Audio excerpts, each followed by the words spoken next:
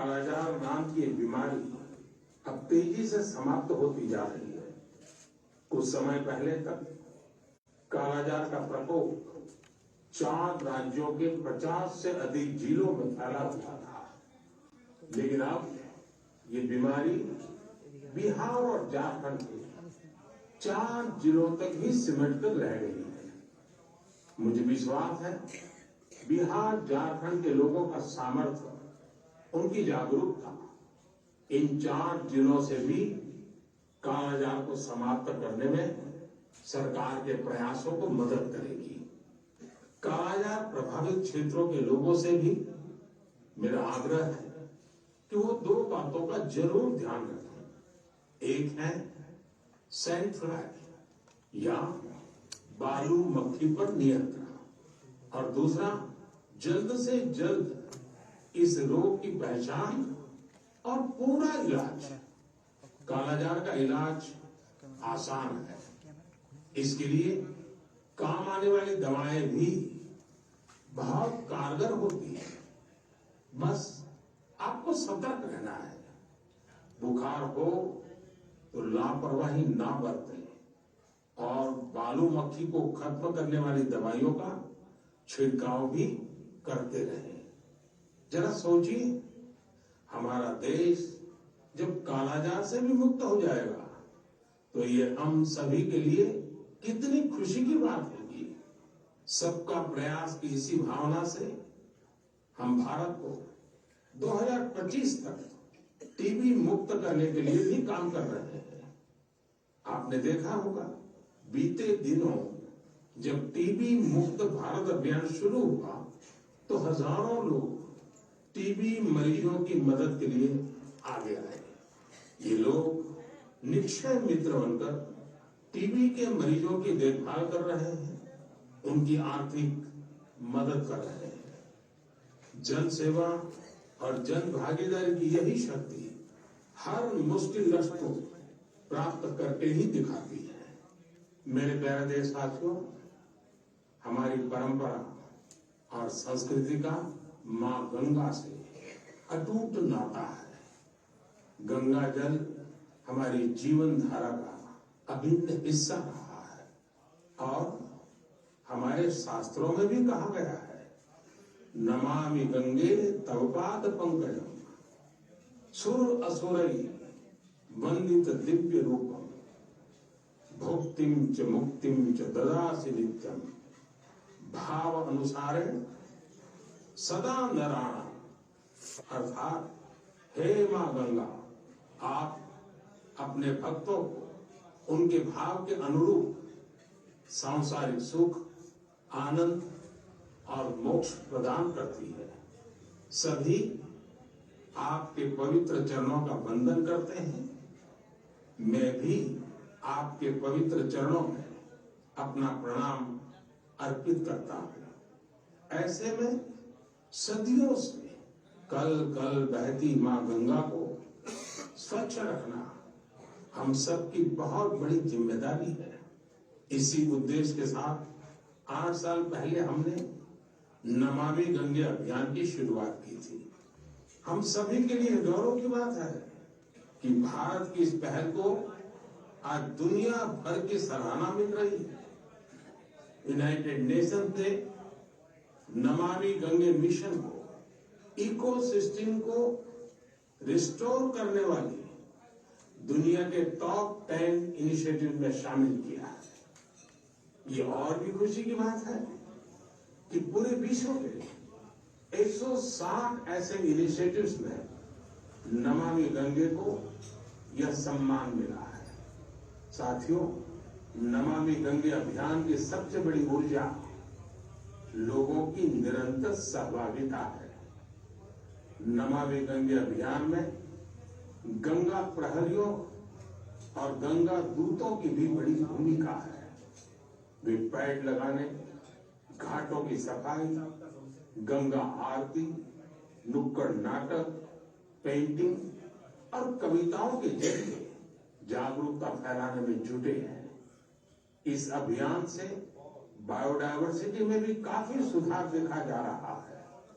हिल्सा मछली, गंगा डॉल्फिन और कछुओं की विभिन्न प्रजातियों की संख्या में काफी वृद्धि हुई है।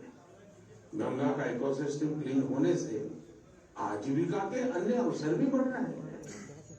यहाँ मैं जलज आजीविका मॉडल की चर्चा करना चाहूंगा, जो कि बायोडायवर्सिटी को ध्यान में रखकर तैयार किया गया है। इस टूरिज्म बेस्ड बोट सफारी को 26 लोकेशंस पर लॉन्च किया गया है। जाहिर है नमामि गंगे मिशन का विस्तार, उसका दायरा नदी की सफाई से कहीं ज्यादा बढ़ा है। ये जहां हमारी इच्छा शक्ति और अथक प्रयासों का एक प्रत्यक्ष प्रमाण है, वहीं ये पर्यावरण संरक्षण की दिशा में विश्व को भी एक नया रास्ता दिखाने वाला है। मेरे प्यारे देशवासियों, जब हमारी संकल्प शक्ति मजबूत हो तो बड़ी से बड़ी चुनौती भी आसान हो जाती है। इसकी मिसाल पेश की है सिक्किम के थेगू गांव के संगे शेरपा जी ने। ये पिछले 14 साल से 12,000 फीट से भी ज्यादा की ऊंचाई पर पर्यावरण संरक्षण के काम में जुटे हुए हैं।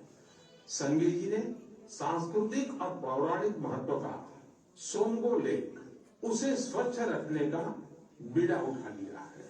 अपने अथक प्रयासों से उन्होंने इस ग्लेशियर लेक का रंग रूप ही बदल डाला है।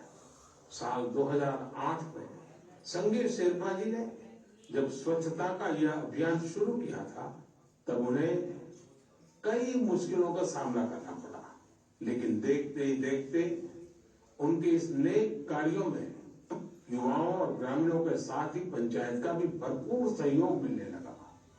आज आप अगर सोमगो लेक को देखने जाएंगे तो वहां चारों ओर आपको बड़े बड़े गार्बेज बिन्स मिलेंगे। अब यहाँ जमा हुए कूड़े कचरे को रिसाइकलिंग के लिए भेजा जाता है। यहाँ आने वाले पर्यटकों को कपड़े से बने गार्बेज बैग भी दिए जाते हैं, ताकि कूड़ा कचरा इधर उधर न फेंके। अब बेहद साफ सुथरी हो चुकी इस झील को देखने हर साल करीब 5 लाख पर्यटक यहाँ पहुंचते हैं। सोमगो लेक के संरक्षण के इस अनूठे प्रयास के लिए संगे शेरपा जी को कई संस्थाओं ने सम्मानित भी किया है। ऐसी ही कोशिशों के बदौलत आज सिक्किम की गिनती भारत के सबसे स्वच्छ राज्यों में होती है। मैं संगे शेरपा जी और उनके साथियों के साथ साथ देश भर में पर्यावरण संरक्षण के नेक प्रयास में जुटे लोगों की भी हृदय से प्रशंसा करता हूँ। साथियों, मुझे खुशी है कि स्वच्छ भारत मिशन आज हर भारतीय के मन में रच बस चुका है। साल 2014 में इस जन आंदोलन के शुरू होने के साथ ही इसे नई ऊंचाइयों पर ले जाने के लिए लोगों ने कई अनूठे प्रयास किए हैं। और ये प्रयास सिर्फ समाज के भीतर ही नहीं, बल्कि सरकार के भीतर भी हो रहे हैं। लगातार इन प्रयासों का परिणाम यह है, कूड़ा कचरा हटने के कारण, बिन जरूरी सामान हटने के कारण दफ्तरों में काफी जगह खुल जाती है, नया स्पेस मिल जाता है। पहले जगह के अभाव में दूर दूर किराए पर दफ्तर रखने पड़ते थे। इन दिनों ये साफ सफाई के कारण इतनी जगह मिल रही है कि अब एक ही स्थान पर सारे दफ्तर बैठ रहे हैं। पिछले दिनों सूचना और प्रसारण मंत्रालय ने भी मुंबई में, अहमदाबाद में, कोलकाता में, शिलोंग में, कई शहरों में अपने दफ्तरों में भरपूर प्रयास किया और उसके कारण आज उनको 2-2, 3-3 मंजिलें पूरी तरह नए सिरे से काम में आ सके ऐसी उपलब्ध हो गई। ये अपने आप में स्वच्छता के कारण हमारे संसाधनों का ऑप्टिमम यूटिलाइजेशन का उत्तम अनुभव आ रहा है। समाज में भी, गांव-गांव, शहर-शहर में भी, उसी प्रकार से दफ्तरों में भी ये अभियान देश के लिए भी हर प्रकार से उपयोगी सिद्ध हो रहा है। मेरे प्यारे देशवासियों, हमारे देश में अपनी कला संस्कृति को लेकर एक नई जागरूकता आ रही है। एक नई चेतना जागृत हो रही है। मन की बात में हम अक्सर ऐसे उदाहरणों की चर्चा भी करते हैं, जैसे कला, साहित्य और संस्कृति समाज की सामूहिक पूंजी होते हैं। वैसे ही इन्हें आगे बढ़ाने की जिम्मेदारी भी पूरे समाज की होती है। ऐसा ही एक सफल प्रयास लक्षद्वीप में हो रहा है। यहाँ कल्पेनी द्वीप पर एक क्लब है, कुमेल ब्रदर्स चैलेंजर्स क्लब। ये क्लब युवाओं को स्थानीय संस्कृति और पारंपरिक कलाओं के संरक्षण के लिए प्रेरित करता है। यहाँ युवाओं को लोकल आर्ट, कोलकली, परिचाकली, किलिपाट्टू और पारंपरिक गानों की ट्रेनिंग दी जाती है। यानी पुरानी विरासत नई पीढ़ी के हाथों में सुरक्षित हो रही है, आगे बढ़ रही है। और साथियों, मुझे खुशी है इस प्रकार के प्रयास देश में ही नहीं विदेश में भी हो रहे हैं। हाल ही में दुबई से खबर आई कि वहां के कालारी क्लब ने Guinness book of world records में नाम दर्ज किया है। कोई भी सोच सकता है कि दुबई के क्लब ने रिकॉर्ड बनाया, तो जो भारत से क्या संबंध? दरअसल ये रिकॉर्ड भारत की प्राचीन मार्शल आर्ट कलारियापट्टू से जुड़ा है। ये रिकॉर्ड एक साथ सबसे अधिक लोगों के द्वारा कलारी के प्रदर्शन का है। कलारी क्लब दुबई में दुबई पुलिस के साथ मिलकर ये प्लान किया और यूएई के नेशनल डे में प्रदर्शित किया। इस आयोजन में 4 साल के बच्चों से लेकर 60 वर्ष तक के लोगों ने कलारी की अपनी क्षमता का बेहतरीन प्रदर्शन किया। अलग अलग पीढ़ियां कैसे एक प्राचीन परंपरा को आगे बढ़ा रही हैं, पूरे मनोयोग से बढ़ा रही हैं, ये उसका अद्भुत उदाहरण है। साथियों, मन की बात के श्रोताओं को मैं कर्नाटका के गढ़ जिले में रहने वाले कवेम श्री जी के बारे में भी बताना चाहता हूँ। कवेम श्री दक्षिण में कर्नाटका की कला संस्कृति को पुनर्जीवित करने के मिशन में पिछले 25 वर्षों से अनवरत लगे हुए हैं। आप कल्पना कर सकते हैं कि उनकी तपस्या कितनी बड़ी है। पहले तो वो होटल मैनेजमेंट के प्रोफेशन से जुड़े थे, लेकिन अपनी संस्कृति और परंपरा को लेकर उनका लगाव इतना गहरा था कि उन्होंने इसे अपना मिशन बना लिया। उन्होंने कला चेतना के नाम से एक मंच बनाया। ये मंच आज कर्नाटका के और देश विदेश के कलाकारों के कई कार्यक्रम आयोजित करता है। इसमें लोकल आर्ट और कल्चर को प्रमोट करने के लिए कई इनोवेटिव काम भी होते हैं। साथियों, अपनी कला संस्कृति के प्रति देशवासियों के उत्साह अपनी विरासत पर गर्व की भावना का ही प्रकटीकरण है। हमारे देश में तो हर कोने में ऐसे कितने ही रंग बिखरे हैं। हमें भी उन्हें सजाने, संवारने और संरक्षित करने के लिए निरंतर काम करना चाहिए। मेरे प्यारे देशवासियों, देश के अनेक क्षेत्रों में बांस से अनेक सुंदर और उपयोगी चीजें बनाई जाती हैं। विशेष रूप से आदिवासी क्षेत्रों में बांस के कुशल कारीगर, कुशल कलाकार हैं। जब से देश ने बैम्बू से जुड़े अंग्रेजों के जमाने के कानूनों को बदला है, इसका एक बड़ा बाजार तैयार हो गया है। महाराष्ट्र के पालघर जैसे क्षेत्रों में भी आदिवासी समाज के लोग बैम्बू से कई खूबसूरत प्रोडक्ट्स बनाते हैं। बैम्बू से बनने वाले बॉक्सेस, कुर्सी, चायदानी, टोकरियां और ट्रे जैसी चीजें खूब लोकप्रिय हो रही है। यही नहीं, ये लोग बैम्बू घास से खूबसूरत कपड़े और सजावट की चीजें भी बनाते हैं। इससे आदिवासी महिलाओं को रोजगार भी मिल रहा है और उनके हुनर को पहचान भी मिल रही है। साथियों, कर्नाटका के दंपति सुपारी के रेशे से बनी कई यूनिक प्रोडक्ट्स इंटरनेशनल मार्केट तक पहुंचा रहे हैं। कर्नाटका में शिवमोगा में ये दंपति है, श्रीमान सुरेश और उनकी पत्नी श्रीमती मैथिली। ये लोग सुपारी के रेशे से ट्रे, प्लेट और हैंडबैग से लेकर कई डेकोरेटिव चीजें बना रहे हैं। इसी रेशे से बनी चप्पलें भी आज खूब पसंद की जा रही हैं। उनके प्रोडक्ट्स आज लंदन और यूरोप के दूसरे बाजारों तक में बिक रहे हैं। यही तो हमारे प्राकृतिक संसाधनों और पारंपरिक हुनर की खूबी है, जो सबको पसंद आ रही है। भारत के इस पारंपरिक ज्ञान में दुनिया सस्टेनेबल फ्यूचर के रास्ते देख रही है। हमें खुद भी इस दिशा में ज्यादा से ज्यादा जागरूक होने की जरूरत है।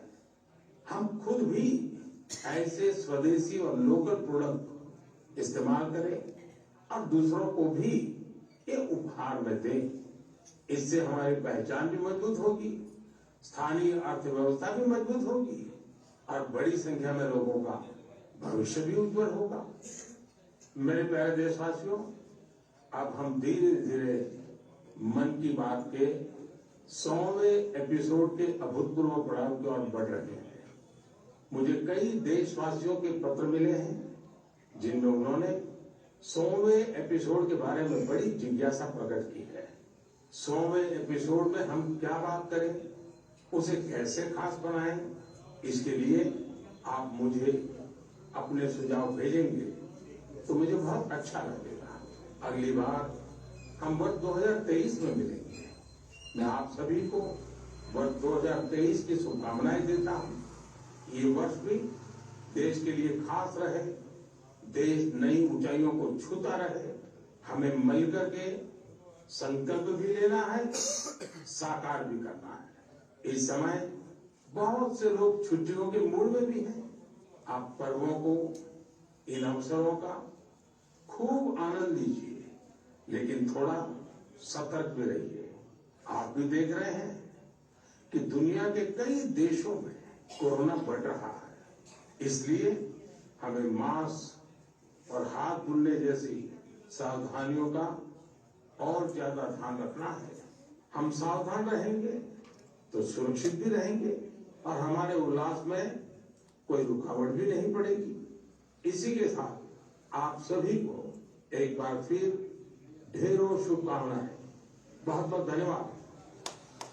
प्रधानमंत्री मोदी ने यहाँ पर मन की बात में सबसे बड़ा संदेश दिया है। जाते जाते उन्होंने कहा कि जिस तरह से कोरोना का खतरा पूरे दुनिया में बढ़ रहा है, ऐसे में भारत के लिए भी चुनौतियां बढ़ गई हैं। लोगों को मास्क पहनना चाहिए, हाथ को सैनिटाइज करना चाहिए और जो प्रोटोकॉल्स हैं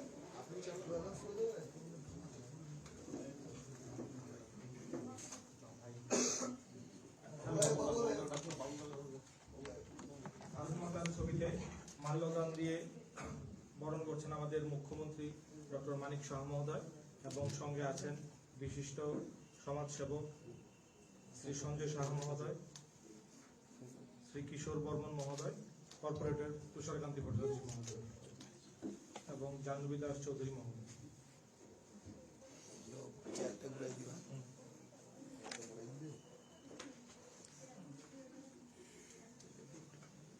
তুমি চারটা দিয়ে দেবে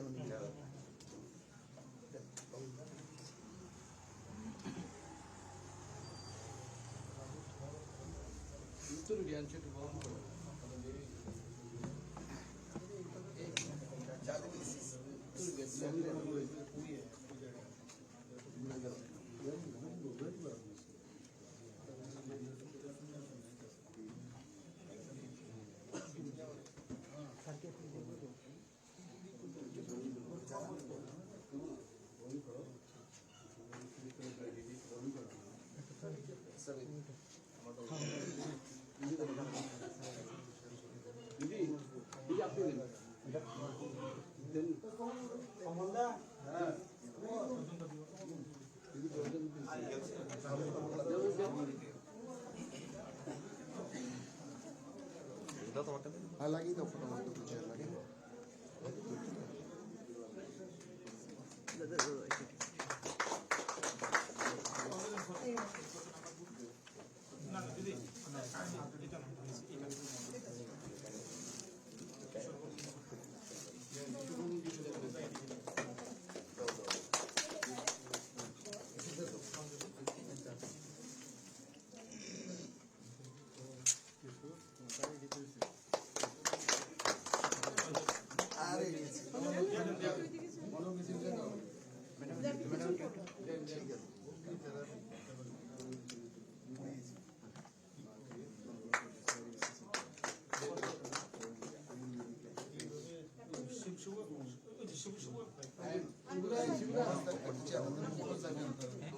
ওই চেয়ারটা একটু দুটো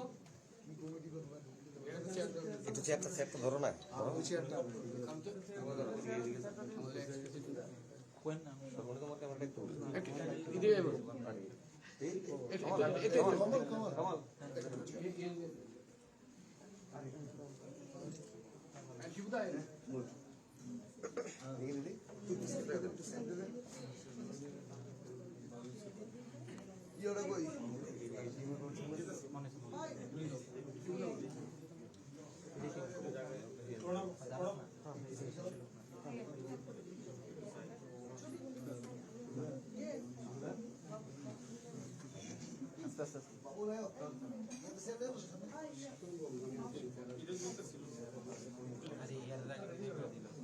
সাড়ে একটু পরে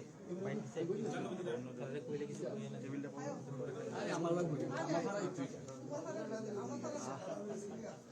বসুন, সবাই বসুন।